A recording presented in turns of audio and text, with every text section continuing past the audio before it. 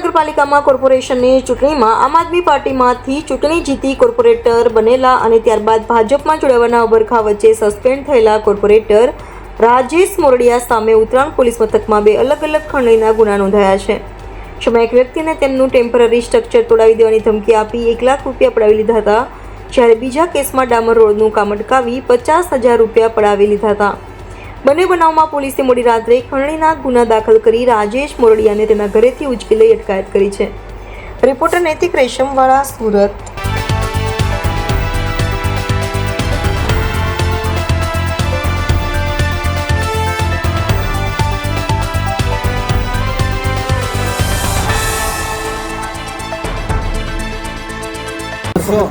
બોલો શું કહે? હાલ જે ધરપકડ બાદ છે તે નામદાર કોર્ટ દ્વારા એક પણ જે કંઈ કહેવામાં આવ્યું છે એમાં એક પણ પુરાવો નથી. મેં નથી એને ફોન કર્યો 5 વર્ષમાં, મેં નથી વિડીયો કોલ કર્યો, મેં નથી પૈસાની માંગણી કરી કે એની પાસે નથી કોઈ અરજી મારા નામની સિંગલ. આમાં વાહિયાત નામો છે, આ રાજકીય ષડયંત્ર છે. મારી સિંગલ કરતાં સિંગલ એને ફોન પણ નથી થયો. મેં અધિકારીને નથી સિંગલ ફોન કર્યો કે એનું જઈને તોડો, અને મારા નામની કોઈ સિંગલ અરજી નથી. મેં 5 વર્ષથી એની હારી વાત નથી કરી.